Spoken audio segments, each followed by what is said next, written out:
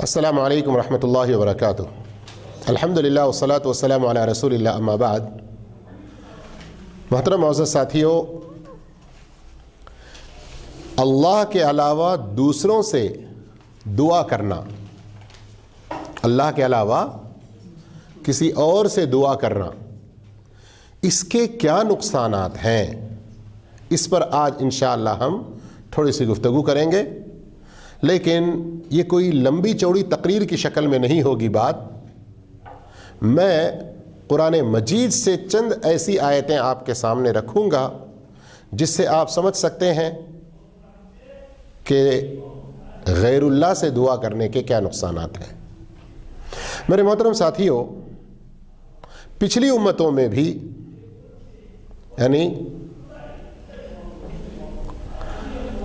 اس سے پہلے جو انبیاء اکرام گزر چکے ہیں، ان کی قوموں میں اور موجودہ وقت میں ہمارے امت محمدیہ صلی اللہ علیہ وسلم میں جو سب سے بڑا شرک پایا جاتا ہے، توحید کے اندر جو سب سے بڑی خرابی پائی جاتی ہے، وہ کس بارے میں ہے؟ اللہ کے علاوہ دوسروں سے دعا۔ اصل میں بات یہ ہے کہ اس کے پیچھے دوسری بہت ساری خرابیاں، دوسرے بہت سارے شرک کے کام، دوسرے اور بھی بہت سارے نقصانات ہیں۔ اس لیے قرآن مجید میں اس پر بہت زور دیا گیا ہے۔ پہلی بات، قرآن مجید میں اللہ رب العالمین نے بڑی صراحت سے فرما دیا، بڑی صراحت سے،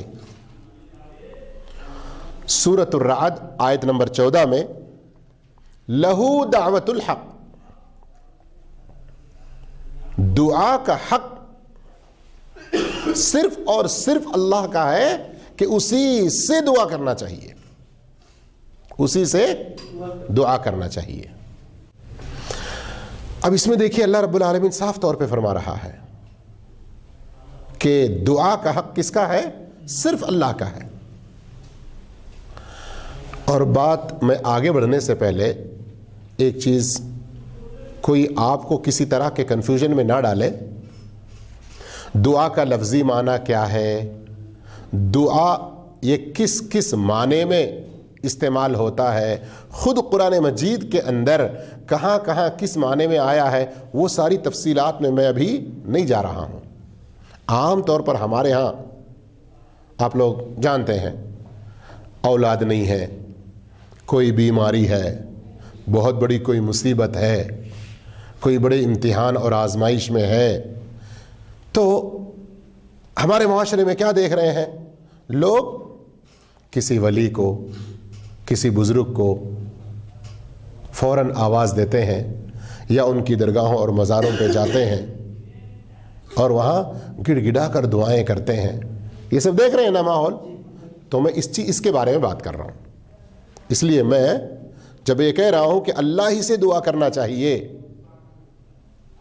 تو اب کوئی آ کر یہ حجت نہ پیش کرے، ارے قرآن مجید میں دعا کا ایک معنی دعا یدعو بلانے کے بھی آئے ہوئے ہیں، تو یونس بھائی ادھر آئیے، اسرار بھائی ادھر آئیے، یعنی تو میں نے ان کو بلایا، اس کے لیے بھی دعوتہ ایک لفظ استعمال ہوتا ہے۔ یہ سب میں نہیں جا رہے ہم، سمجھ میں آ رہی نا بات؟ ہم جو ظاہری طور پر، واضح طور پر جو شرک لوگوں میں دیکھ رہے ہیں، اس کے حوالے سے، خاص کر دعا کے بارے میں جو شرک دیکھ رہے ہیں، اس حوالے سے قرآن مجید کی آیات آپ کے سامنے رکھنا چاہتے ہیں کہ اس طرح جو لوگ یہ دعائوں میں پڑے ہوئے ہیں، یہ سراسر گمراہی، شرک اور کفر میں لے جانے والا، جہنم میں لے جانے والا۔ یہ میں اپنے گنہگار زبان سے نہیں کہہ رہا ہوں، قرآن مجید میں اس کے بارے میں صاف آیتیں موجود ہیں۔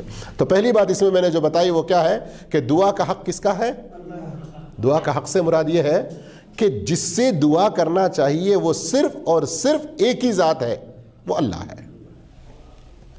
اسی لیے اللہ تعالیٰ نے سورۃ لقمان آیت نمبر 30 میں فرمایا، وَأَنَّمَا يَدْعُونَ مِن دُونِهِ الْبَاطِلِ، اور یہ مفہوم سورہ حج میں بھی ہے کہ اللہ کے سوا جس سے بھی دعا کی جائے وہ باطل ہے۔ آ رہی سمجھ میں بات؟ ایک دم صاف واضح آیتیں ہیں. اب دعا اتنی اہم چیز ہے، اتنی اہم چیز ہے کہ قرآن مجید کی آیتوں میں بھی اس کو عین عبادت کہا گیا. اور ترمذی کی تو صاف حدیث ہے کہ آپ صلی اللہ علیہ وسلم نے فرمایا الدعاء هو العبادہ، دعا ہی اصل عبادت ہے. ایک اور ضعیف روایت میں آتا ہے دعا عبادت کا مغز اور مخ ہے. تو قرآن مجید میں کون سی آیت جو یہ بتاتی ہے کہ دعا عین عبادت ہے؟ یہ سورۃ غافر ہے. اور ہمارے انڈیا پاکستان کے قرآنوں میں اس کا ایک دوسرا نام المؤمن بھی لکھا ہوتا ہے. سورۃ غافر آیت نمبر 60 میں اللہ فرماتا ہے وَقَالَ رَبُّكُمُ ادْعُونِي أَسْتَجِبْ لَكُمْ. تمہارے رب نے کہا ادعونی، مجھ سے دعا کرو، استجب لکم، میں تمہاری دعا قبول کروں گا. کتنی صاف بات ہے، اور یہ عین فطرت کے مطابق ہے. کیا کہہ رہا اللہ تعالیٰ؟ ادعونی. اور یہاں پر غور کیجئے وقال ربکم، تمہارے رب نے کہا. اب تفسیر میں جائیں گے، تشریح میں جائیں گے، بڑے علماء نے اس کے مفہوم اور نکات بیان کیے ہیں کہ اللہ خود کہہ رہا ہے، پھر اپنے ربوبیت کا ذکر کیا. ادعونی، مجھ سے دعا کرو، استجب لکم، میں تمہاری دعاؤں کو قبول کروں گا. ان الذین یستکبرون عن عبادتی، جو تکبر میں پڑ جاتے ہیں، عن عبادتی، میری عبادت سے. دعا کا حکم دینے کے بعد اسی کو اللہ تعالیٰ کیا کہہ رہا ہے؟ لفظ عبادت سے تعبیر کر رہا ہے. جو میری عبادت سے تکبر میں آئے گا سیدخلون جہنم داخرین، وہ ان قریب ذلت کے ساتھ جہنم میں داخل ہوں گے. تو اس آیت میں ہم کو کیا خبر ملی؟ دعا عین عبادت ہے، اور اللہ سے دعا نہ کرنا یہ کس میں جانے کا سبب ہے؟ جہنم میں جانے کا سبب ہے. اللہ ہم سب کو جہنم سے بچائے. اور چونکہ یہ جہنم میں جانے کا سبب ہے، اس لیے اللہ رب العالمین نے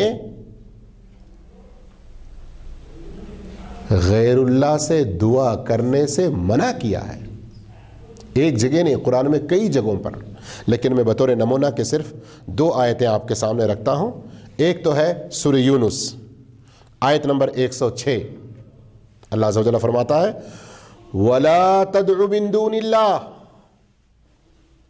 اللہ کے سوا، اللہ کو چھوڑ کر کسی سے دعا نہ کرو. اللہ کو چھوڑ کر کسی سے دعا نہ کرو. اور اسی طرح سورہ قصص آیت نمبر 88 میں فرمایا وَلَا تَدْعُ مَعَ اللَّهِ إِلَٰهًا آخر، اللہ کے ساتھ کسی اور معبود سے دعا نہ کرو. غور کیجئے دونوں آیتوں کا تھوڑا سا فرق کیا ہے. وَلَا تَدْعُ مِن دُونِ اللَّهِ سورہ یونس میں ہے، اور سورہ قصص میں ہے وَلَا تَدْعُ مَعَ اللَّهِ، یعنی اللہ سے بھی کر رہے، دوسرے سے بھی کر رہے، ایسا بھی نہیں ہونا. اور اللہ کو چھوڑ کر دوسروں سے کر رہے، ایسا بھی نہیں ہونا. 2 باتیں اللہ نے بیان کر دی ہیں صاف. بلکہ بڑی صراحت سے یہ بھی فرما دیا کہ غیر اللہ سے دعا یہ صاف طور پر شرک اور کفر کا کام ہے. سورۃ النحل آیت نمبر 86 میں فرمایا وَإِذَا رَأَى الَّذِينَ أَشْرَكُوا شُرَكَاءَهُمْ قَالُوا رَبَّنَا هَؤُلَاءِ شُرَكَاؤُنَا الَّذِينَ كُنَّا نَدْعُو مِن دُونِكَ. قیامت کے دن سارے لوگوں کو اللہ جمع کرے گا نا. قیامت کے دن اللہ سارے لوگوں کو جمع کرے گا. تو اس وقت یہ لوگ جو دعا کرتے تھے اللہ کو چھوڑ کر دوسروں سے، اب دیکھ رہے ہیں کہ وہ لوگ کچھ بھی نہیں فائدہ پہنچا رہے ان کو. وَإِذَا رَأَى الَّذِينَ أَشْرَكُوا شُرَكَاءَهُمْ، یہ جو شرک کرتے تھے ان لوگوں کو دیکھیں گے جن کو اللہ کے ساتھ شریک ٹھہرائے ہیں تو پکار کر کہیں گے ربنا، اے ہمارے پروردگار، یہ لوگ ہیں جن کو ہم شریک کرتے تھے، اور کننا ندعو من دونک، تجھے چھوڑ کر ان سے دعائیں ہم کرتے تھے، تجھے چھوڑ کر۔ اب اس آیت پر بھی اگر آپ لوگ غور کریں کئی باتیں سمجھ میں آئیں گی، لیکن میں کم سے کم اس میں سے صرف 2 باتیں آپ کو سمجھاتا ہوں۔ ایک، وَإِذَا رَأَى الَّذِينَ أَشْرَكُوا شُرَكَاءَهُمْ، آخر تک اس آیت پر غور کرنے سے کیا پتا چل رہا ہے کہ وہ لوگ کہہ رہے ہیں کہ اے اللہ تجھے چھوڑ کر ہم ان کو شریک ٹھہراتے تھے، تو وہاں قیامت میں پہنچنے کے بعد وہ خود اعتراف کر رہے ہیں، مان رہے ہیں کہ اللہ کو چھوڑ کر ہم ان سے جو دعائیں کرتے تھے یہ اللہ کے ساتھ شریک ٹھہرانا ہوا، تو یہ دعا میں کیا کرنا ہوا؟ شرک کرنا ہوا۔ اور دوسری بات اس میں کیا سمجھ میں آ رہی ہے؟ جب یہ کہہ رہے ہیں کہ اے اللہ یہ لوگ ہیں، تو وہ لوگ ان کو کچھ فائدہ نہیں پہنچا رہے ہیں، وہ لوگ ان کو کچھ فائدہ نہیں پہنچا رہے ہیں۔ تو غیر اللہ سے دعا کرنا کبھی شیطان دھوکے میں ڈالتا ہے، یہ بات یاد رکھیں ذرا آپ لوگ اچھی طرح۔ کچھ لوگ کہتے ہیں ہاں میں جا کر فلاں درگاہ پہ، فلاں بابا کے پاس، فلاں پہاڑ پہ، فلاں چبوترے پہ، فلاں کے ساتھ میں نے دعا کی، میں نے اولاد مانگی، مجھے وہ مشکل تھی، میں نے وہ، تو میری خواہشات پوری ہو گئی، مجھے جو لڑکا ملا ہے فلاں بابا سے ہی ملا ہے، ایسا کہتے ہیں نا۔ تو یہ دنیا میں دھوکہ ہے، شیطان کی طرف سے وسوسہ ہے۔ حقیقت میں دینے والا کون ہے؟ اللہ ہی، روکنے والا اللہ ہی ہے۔ لیکن یہ دنیا میں جو شیطان کے وسوسے میں پڑھ کر دھوکے میں پڑے ہیں، اس کی حقیقت وہاں کھلے گی۔ کہیں گے وہ سارے شریک ہیں، وہ سارے بابا لوگ ہیں، وہ سارے اولیاء اللہ ہیں جن کو ہم شریک کرتے تھے، جن سے دعائیں کرتے تھے، آج کچھ کام نہیں آ رہے ہیں۔ اچھا، یہ جو میں بات کہہ رہا ہوں نا کہ یہ کام نہیں آ رہے ہیں، کچھ فائدہ نہیں دے رہے ہیں، اس آیت سے معلوم ہو رہی ہے بات، بلکہ یہ الفاظ صراحت کے ساتھ ایک دوسری جگہ قرآن میں ہی موجود ہیں۔ مثال کے طور پر آپ سورۃ الاعراف آیت نمبر 37 کو دیکھیں، حَتَّى إِذَا جَاءَتْهُمْ رُسُلُنَا يَتَوَفَّوْنَهُمْ، جب ہمارے فرشتے ان کی روح قبض کرنے کے لیے ان تک پہنچے، قالوا، تب وہ غیر اللہ سے دعائیں کرتے، شرک میں پڑے ہوئے، فرشتے کہیں گے اَيْنَمَا كُنْتُمْ تَدْعُونَ مِن دُونِ اللَّهِ، کہاں ہیں وہ لوگ جن کو تم اللہ کو چھوڑ کر پکارتے تھے؟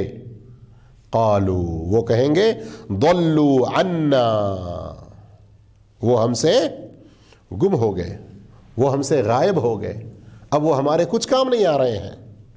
وشہدوا علی انفسہم، یہ لوگ اپنے نفس پر خود اپنے آپ گواہی دیں گے، انہم کانوا کافرین، کہ وہ غیر اللہ سے دعا کر کے صاف طور پر کفر کا کام کر رہے تھے۔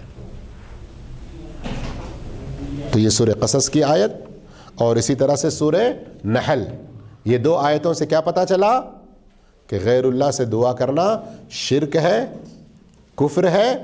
اس چیز کا اعتراف خود انسان کرے گا، یہ نہیں کہ اللہ زبردستی کسی کو بتا رہا ہے، بلکہ اللہ رب العالمین کی بات میں کوئی شک ہو ہی نہیں سکتا۔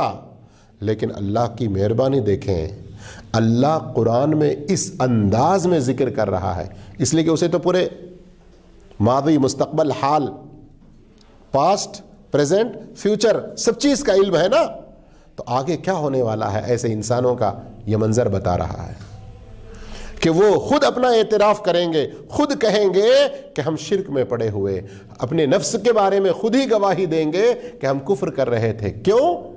اللہ کو چھوڑ کر دوسروں سے دعا کر رہے تھے۔ اور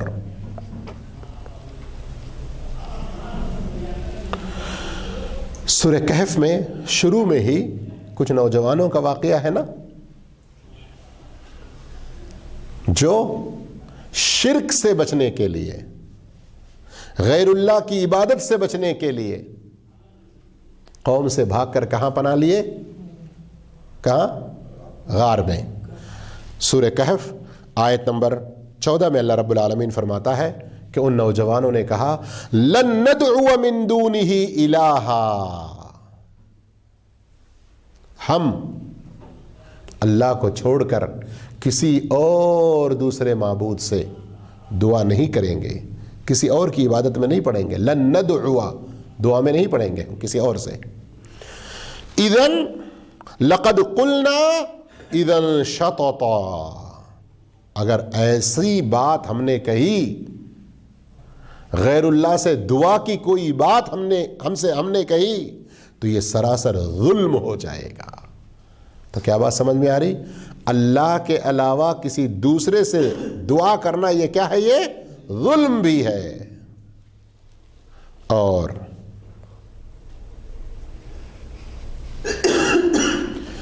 قرآن مجید میں اس سلسلے میں اگر ہم دیکھیں بہت ساری آیتیں ہمیں ملتی ہیں۔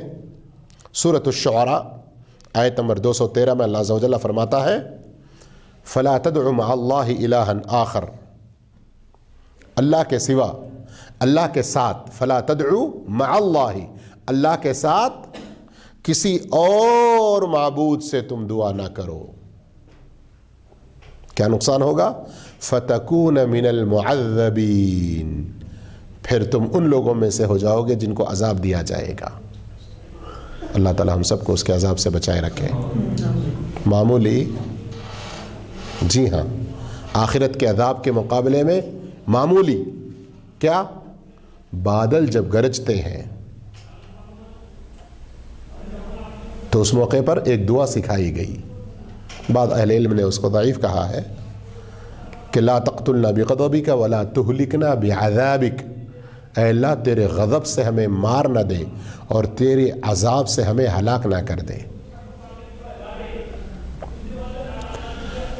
دنیا کا یہ عذاب، اب غیر اللہ سے اگر کوئی دعا کرتا ہے تو آخرت کا عذاب کتنا سخت ہوگا۔ تو اس سے یہ بات معلوم ہوئی کہ غیر اللہ سے دعا کرنا یہ عذاب کا سبب ہے۔ اللہ ہم سب کو اس سے بچا کے رکھے۔ اور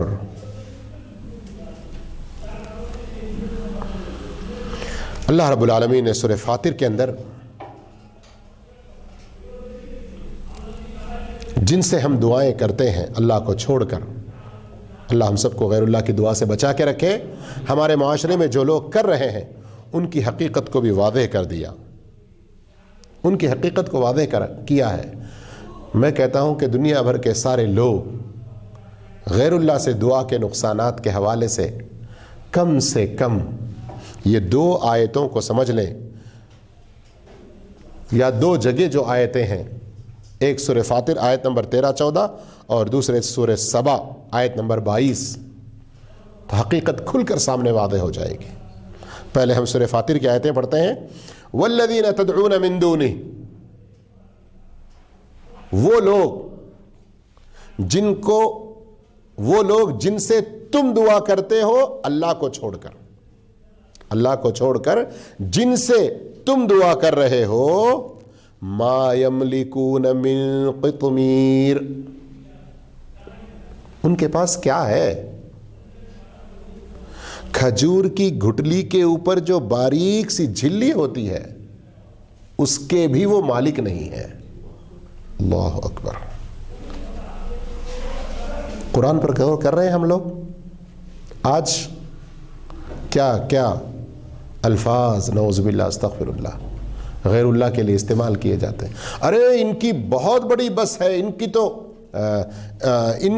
ان کا تو بہت کچھ اختیار ہے، یہ تو مختار کل ہیں۔ اور پھر وہ ایک اور درگاہ کے بارے میں مشہور خواجہ کا سکہ چلتا ہے۔ اس ساری دنیا کے اندر ہمارے اس ولی کے علاوہ کسی اور کا کیا چلتا ہے؟ عجیب عجیب قوالیاں، اشعار، مثالیں، محاورے لوگ بنائے ہوئے ہیں۔ اور اللہ کیا کہہ رہے ہیں قرآن میں صاف طور پر؟ اللہ کے سوا جن کو تم پکارتے ہو ان کے پاس کس چیز کا اختیار نہیں؟ دنیا کا، آخرت کا، کوئی اور اولاد دینے کا، شفا دینے کا، کسی اور چیز کی تو دور کی بات، ایک हल्के से छिलके, घुटली के ऊपर की जो बारीक सी झिल्ली है उसका भी वो इख्तियार नहीं रखते हैं। फिर आगे अल्लाह कह रहा है व इन तदऊहुम, जब तुम उनको पुकारते हो, ला यस्मउ दुआअकुम, वो तुम्हारी दुआ को नहीं सुनते हैं। वलौ समिउ, अगर वो सुन भी लें, हकीकत में नहीं सुनते, लेकिन तुम्हारा गुमान है ना कि सुनते हैं, तुम्हारा ख्याल है ना सुनते हैं। अगर सुन ले, मस्तजाबू लकुम, तो तुम्हारी बात का, तुम्हारे कौल का कुछ जवाब दे ही नहीं सकेंगे, वो नहीं दे सकेंगे। वयौमल क़ियामा, और क़यामत के दिन, यकफुरून बिशिरकिकुम, तुम ये जो शिर्क का काम कर रहे हैं, कौन सा शिर्क का काम?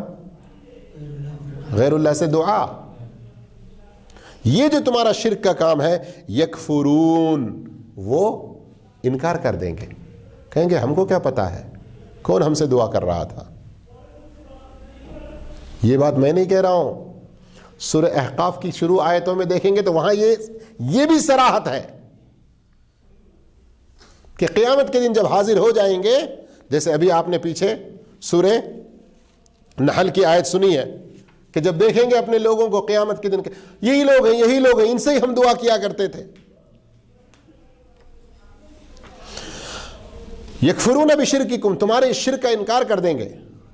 अब देखिए अल्लाह ताला आगे फिर क्या, आयत का इख्तिताम कैसे है, वला युनब्बिउका मिस्लु खबीर, तुम्हें एक खबरदार देने वाला अल्लाह के सिवा कोई ऐसी खबर नहीं दे सकता। मैं जो ये बात तुम्हें बता रहा हूं, इसको अच्छी तरह से सुन के समझ लो कि तुम्हें फिर इस हकीकत से आगाह कोई और नहीं करेगा। यानी अल्लाह ताला अपने बारे में खुद कह रहा है कि सबसे बेहतर खबर देने वाला कौन है? अल्लाह रब्बुल आलमीन। और सूरह सबा की आयतें क्या है, जरा वो भी गौर कीजिए। कुल उदउ लज़ीना ज़अमतुम मिन दूनिल्लाह, आप कहिए उन लोगों से जो अल्लाह के सिवा दूसरों को पुकारते हैं, उनसे कहिए उदउ लज़ीना ज़अमतुम मिन दूनिल्लाह, अल्लाह के सिवा जिन जिन के बारे में तुम अपना ख्याल करते हो, गुमान करते हो, पुकारो, उनसे दुआ करो। कितना करते हो? ला यमलिकून मिथकाल ज़र्रतिन फिस समावाति वला फिल अर्द, जिनसे तुम दुआएं करते हो वो आसमानों में और जमीन में जर्रा के भी मालिक नहीं है। अल्लाह अकबर। इससे पहले आयत सूरह फातिर में क्या कहा, किसके मालिक नहीं है? खजूर की घुटली के ऊपर के छिलके के। और यहां क्या कहा? जर्रा। जर्रा क्या चीज है? आंखों से दिखाई देती? आजकल के मॉडर्न अरबी में जर्रा आइटम को कहते हैं जो आंखों से दिखाई नहीं देता। अरब में उस वक्त जर्रा किसको कहते थे? चूंटी से भी बहुत छोटी चीज। आमतौर पर जो लोगों में सबसे छोटी मखलूक कौन सी नजर आती है? चूंटी नजर आती है ना। उससे भी और ज्यादा छोटी जो चीज हो सकती थी उसको जर्रे का नाम देते थे वो लोग। तो क्या कह रहा है अल्लाह ताला? आसमानों और जमीन में जर्रा के भी वो मालिक नहीं है। और हम क्या कह रहे हैं? वो उस बाबा के पास जाओ, वो कुर्सियां, हुकूमतें, हमारी पार्टी जीतेगी उसके पास जाएंगे तो, फलां के पास जाओ तो औलाद मिलेगी, फलां के पास जाओ तो बेटे ही बेटे मिलेंगे, फलां के पास जाओ तो तुम्हें शफा और सेहत तंदुरुस्ती मिलेगी। बल्कि आजकल बीमारियां भी बहुत अजीब अजीब हो गए हैं ना। उस एतबार से बड़े बड़े हॉस्पिटलों में क्या होते हैं? ये हड्डियों का स्पेशलिस्ट, ये आंखों का स्पेशलिस्ट, ये इस तरह से है ना। तो अब ये बाबाओं में भी तकसीम कर लिए हैं। हाँ, फुला के पास जाओगे तो शुगर की बीमारी खत्म, ऐसा लोगों में कुछ दावा है। फुला के पास जाओगे तो इस तरह की बीमारियां खत्म। फुला पानी के, वो पूरे गटर का पानी किसी जगह से निकलता है, ड्रेनेज, उसमें जाके नहा लेंगे तो हमारे जिस्म में ऐसी ऐसी बीमारियां सब थी, वो बाबा की बरकत से सब खत्म हो गई। लोगों के अकीदे हैं, यूट्यूब में इस तरह के वीडियो मौजूद हैं। नौज़ुबिल्लाह, अस्तग़फिरुल्लाह। इसलिए मैं कह रहा हूँ कि मैं واضح مثالیں دیتے ہوئے بات کروں تو پھر بات بہت لمبی ہو جائے گی. آئیے, اللہ رب العالمین صاف طور پہ فرما رہا ہے کہ وہ لوگ ذرہ کے بھی مالک نہیں ہیں آسمان اور زمین میں. اور آج ہمارے لوگ کیا کیا دعوے کر رہے ہیں. پھر آگے فرماتا ہے وما لہم فیہما من شرک. کبھی کیا ہوتا ہے, اللہ تعالیٰ وللہ المثل الاعلی, اللہ کے لیے ہم کوئی مثال نہیں دے رہے ہیں, ہمارے سمجھنے کے لیے مثال دے رہے ہیں. کبھی کیا ہوتا, میرے پاس 1 کوڑی نہیں ہے, 1 پیسہ نہیں ہے, آپ ماشاءاللہ لکھ پتی کروڑ پتی ہیں اور اچھا بزنس کر رہے ہیں.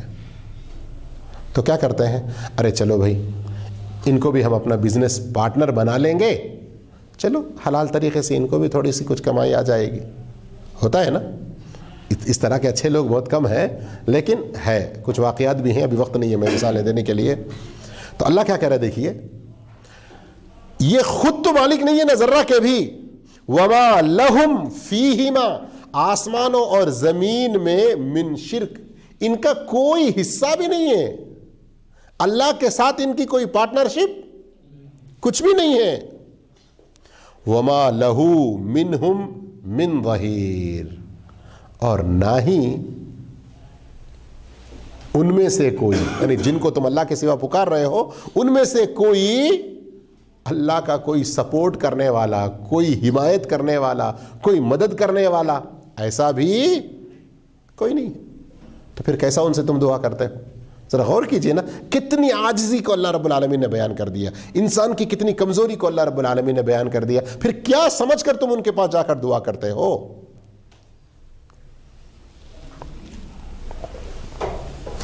اب آخر میں سورہ احقاف کی وہ آیت سنا کر اپنی بات کو ختم کر دوں کہ جن سے اس دنیا میں دعائیں کرتے ہیں اللہ کے علاوہ, وہ آخرت میں کچھ بھی کام نہیں دیں گے. یہ مفہوم اس سے پہلے آیتوں میں بھی گزر چکا ہے, لیکن میں نے جیسے اس سے پہلے کہا نا کہ سورہ احقاف میں اور صراحتاً ہے, ذرا اس آیت کو سنیے. اللہ عز و جل فرماتا ہے سورۃ الاحقاف آیت نمبر 5 اور 6, اور یہ مفہوم سورہ اعراف آیت نمبر 194, آیت نمبر 197 اور سورہ حج آیت نمبر 173 میں بھی موجود ہے. سورہ احقاف کی آیت اللہ عز و جل فرما رہا ہے وَمَنْ أَضَلُّ مِمَّنْ يَدْعُ مِن دُونِ اللَّهِ, اس سے بڑھ کر گمراہ اور کون ہوگا جو اللہ کو چھوڑ کر دوسروں سے دعا کرے. کون ہیں وہ دوسرے جن سے دعا کر رہے ہیں؟ کیا حقیقت ہے ان کی؟ اللہ فرما رہا ہے مَن لَا يَسْتَجِيبُ لَهُ إِلَىٰ يَوْمِ الْقِيَامَةِ, قیامت تک تم ان سے پکارتے رہو تو تمہاری بات کا وہ جواب دے ہی نہیں سکتے.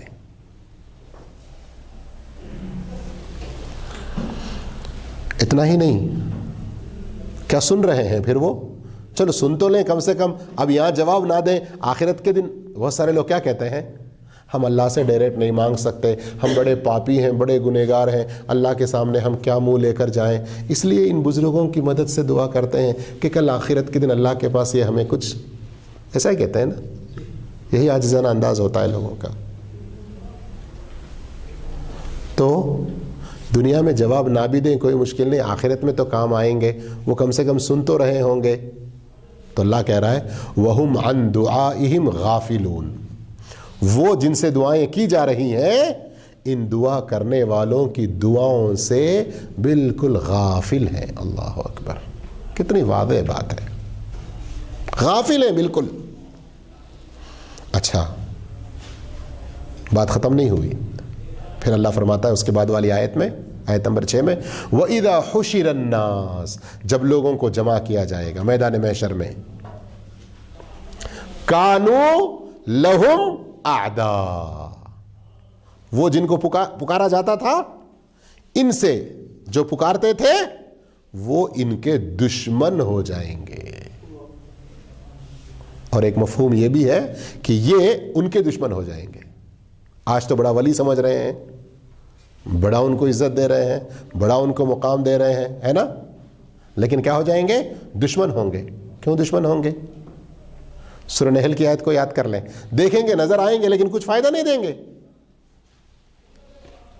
اب آگے اللہ پھر فرماتا ہے کانوا لہم اعداء, وہ دشمن ہو جائیں گے. وَكَانُوا بِعِبَادَتِهِمْ كَافِرِينَ، اور وہ ان کی عبادت کا صاف انکار کر دیں گے۔ تو یہاں پر بھی غور کریں آپ، تو دعا اور عبادت ایک سلسلے میں، دعا اور عبادت دونوں الفاظ آئے ہیں، کیا پتہ چلتا ہے کہ دعا عین عبادت ہے۔ تو دعا میں کسی اور کو شریک کرنا، اللہ کو چھوڑ کے کسی اور سے دعا کرنا، یہ کسی صورت میں جائز نہیں ہے۔ اب اس کے بعد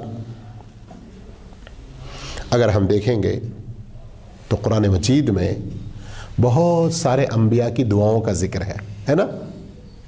مثال کے طور پر قرآن مجید میں جو ذکر ہے، حدیثوں وغیرہ کی بات نہیں کر رہا ہوں، قرآن مجید میں آدم علیہ السلام، نوح علیہ السلام، ابراہیم علیہ السلام، اسماعیل علیہ السلام، یونس علیہ السلام، لوط علیہ السلام، سلیمان علیہ السلام، ایوب علیہ السلام، یوسف علیہ السلام، شعیب علیہ السلام، ہود علیہ السلام، زکریا علیہ السلام، موسیٰ، ہارون، عیسیٰ علیہم السلام اور محمد صلی اللہ علیہ وسلم، ان لوگوں نے جو دعائیں کی، ان بزرگ انبیاء کرام نے جو دعائیں کی، ان دعاؤں کا ان کے ناموں کے ساتھ میں صراحت ہے۔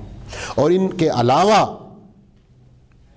نیک لوگ، مثال کے طور پہ عمران کی بیوی، فرعون کی بیوی، ملکہ بلقیس، اصحاب الکہف، اور اہل عقل اور صاحب ایمان، اہل جنت، آراف والے، ان سب کی دعائیں بھی اس میں ہیں، ان سب کی بھی دعائیں قرآن مجید میں موجود ہیں۔